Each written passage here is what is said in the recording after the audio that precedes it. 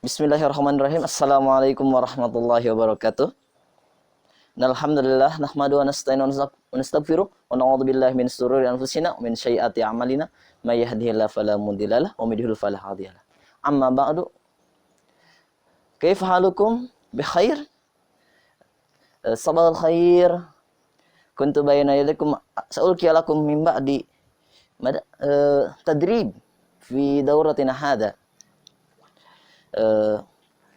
Mungkin kita telah jumpa di pertemuan sebelumnya dan kita menginjak hari ketiga. Mungkin kalau dilihat di sini berbeda dengan yang kemarin. Kemarin saya di ruangan, sekarang saya ada di lingkungan Al-Kausar yang begitu asri dan mungkin baru akan ditanami padi. Mungkin langsung saja saya akan membawakan judul baru. Setelah yang kemarin kita membahas tentang fi'il mudhari dan fi'il madhi, saya akan membawa satu judul yang lain, yaitu fi'il amr. Dalam bahasa Arab, fi'il amr atau bisa kita ganti dengan kata perintah, kata kerja perintah atau meminta suatu pekerjaan. Dalam kaidah nahwu, fi'lul amri huwa kullu fi'lin yutlabu bihi husulin syai'in fi zamanil mustaqbal. Atau fi'il amr adalah segala sesuatu yang berkaitan dengan pekerjaan yang meminta terhadap sesuatu dalam waktu yang akan datang. Contohnya, ketika kita menyuruh seorang untuk makan, apakah dia ketika itu sedang makan atau akan datang mereka makan? Maka fi'il amr hanya dapat digunakan untuk waktu yang akan datang. Dan tanda-tanda fi'il amr pada umumnya adalah satu, yaitu hamzah. Hamzah yang ada di awal kalimat. Tapi tidak semua fi'il amr menggunakan hamzah di awal kalimat. Maka ini adalah ciri umum yang banyak digunakan pada fi'il amr. Mungkin kita akan menemukan beberapa fi'il amr yang berbeda dan tidak akan sama dengan sigoh ini atau dengan tanda ini. Maka kita hanya akan mempelajari secara umum. Kita mengambil contoh yang paling mudah. If'al atau kerjalah. Kemudian contoh yang lain adalah iftah, bukalah. Dia bukan sedang membuka pintu, akan tetapi menyuruh seorang lain yang ada di hadapannya untuk membuka pintu. Iftahil bab, bukalah pintu. Berarti pintu sedang tertutup dan akan segera dibuka oleh orang yang diperintahkan. Kemudian idhab, pergilah. Kemudian idrib, pukullah. Dan yang lain sebagainya. Inilah fi'il amr yang akan kita pelajari. Dan ini adalah suatu fi'il yang sangat dibutuhkan ketika kita ingin meminta seorang untuk melakukan suatu pekerjaan. Bagaimana kita bisa menyuruh orang lain tetapi kita menggunakan fi'il madhi dan mudhari? Contohnya, ya ahi, akala. Maka orang itu akan bingung. Ketika dia menyuruh makan, tapi dia bilang dia sudah makan. Maka sangat penting untuk kita mengetahui apa itu fi'il madhi, mudhari, dan amr. Dan disinilah kita mempelajari fi'il amr. Jangan sampai kita salah menggunakan fi'il amr dalam keseharian kita. Kemudian kita beralih ke tasrif. Kita telah belajar tasrif. Tasrif istilahi, huwa fa'ala yaf'ulu fa'lan, hingga if'al la taf'al. Itu adalah itu adalah tasrif istilahi. Dan kita akan mempelajari tasrif lugawi. Yang kemarin kita pelajari adalah tentang madhi dan mudhari. Maka hari ini kita akan mempelajari tentang fi'il amr. Jika ada yang bertanya, apakah sama dengan fi'il-fi'il sebelumnya? Jelas pasti berbeda. Tapi perbedaan tidak terlalu banyak. ketika fi'il madi dan mudhari itu menggunakan 14 domir yang digunakan, huwa humahum ya humahuna anta antum antum dan sampai akhirnya, maka fi'il amr hanya menggunakan 6 domir saja. Yang pertama anta, yang kedua antuma, yang ketiga antum, yang keempat anti, yang kelima antuma, yang keenam adalah antunna. Tidak begitu banyak, berbeda dengan fi'il madhi dan mudhari. Dan ini digunakan kepada orang yang berada di hadapan kita. Bagaimana kita bisa menyuruh seorang yang tidak ada di hadapan kita menggunakan fi'il amr? Maka tidak mungkin. Inilah kenapa domir hanya menggunakan 6 saja. Lalu ketika kita buka buku tasrif yang ada saat ini, pasti kita akan menemukan fi'il amr. Contohnya tadi, if'al, lakukanlah, kerjakanlah.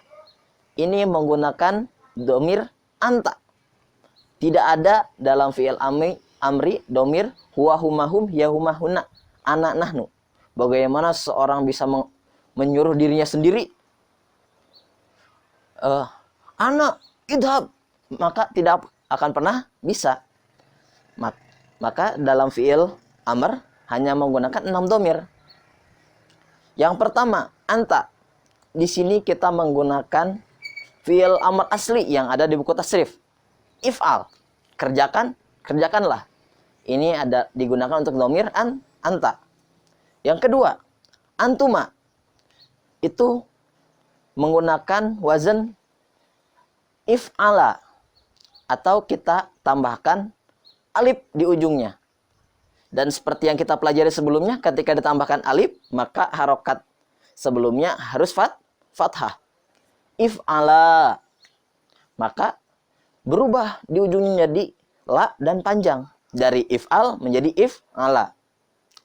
Kemudian ketika antum diberi wawu, sukun, dan alif di ujungnya, menjadi if'alu, kalian semua kerjakan. Jadi wawu domah, wawu sukun sebelumnya domah.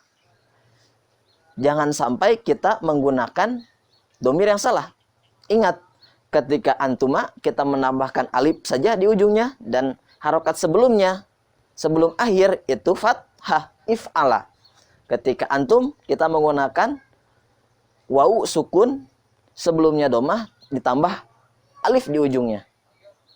Jadi if'alu, yang artinya kalian semua kerjakanlah. Kemudian domir keempat, anti. Kamu perempuan, diberi ya sukun di ujungnya. If'ali. Jangan sampai tertukar if'ali untuk anti. Kemudian antuma, sama dengan antuma sebelumnya, menggunakan alif sebelum huruf terakhir dan menjadi fathah, if'ala.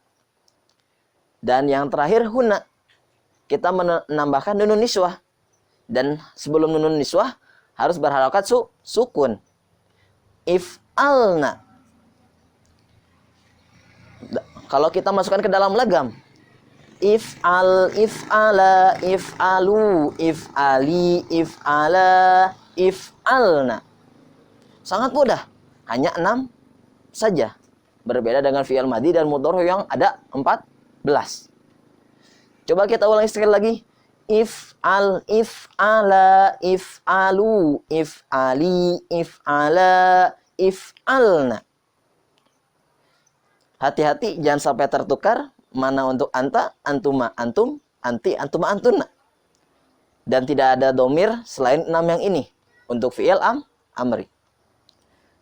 Kemudian kita coba masukkan ke fi'il yang lain. Contohnya kita ambil iftah. Iftah, iftaha, iftahu, iftahi, iftaha, iftahna. Sekali lagi, iftah, Iftaha, iftahu, iftahi, iftaha, iftahna. Sangat mudah karena hanya menggunakan 6 dhamir saja. Ingat, ketika anta itu yang kita dapatkan ketika di buku tasrif, atau kita bisa merubahnya dengan cara khusus. Untuk pelajaran itu kita akan bahas di lain waktu.